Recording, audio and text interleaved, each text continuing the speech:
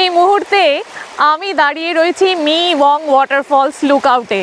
তো এখান থেকে কি সুন্দর দেখো ভিউটা, অসাধারণ এই জলপ্রপাত দেখতে পাওয়া যায়। পাহাড়ের উপর থেকে একেবারে নিচে পড়ছে জল, এই বিশাল জলরাশি। প্রচুর ইয়াং যারা ব্যাকপ্যাকার্স তারা এসেছে, এছাড়া যারা বয়স্ক এবং ছোট বাচ্চাদেরকে নিয়েও কিন্তু, ফ্যামিলি নিয়েও কিন্তু লোকে এখানে এসেছে এই সুন্দর জলপ্রপাত দেখার জন্য।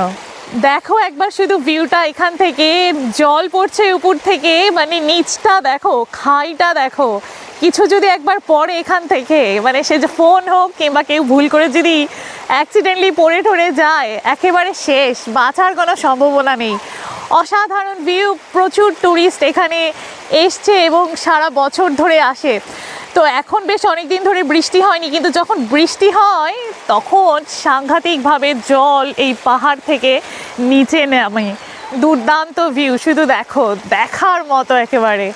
আর চারিদিকে বিশাল বড় বড় গাছগাছালি রয়েছে, হাঁটার জন্য সুন্দর রাস্তা রয়েছে, একেবারে দারুণ, ভীষণই সেফ এই জায়গাটা দাঁড়িয়ে এই সুন্দর জলপ্রপাত দেখার জন্য।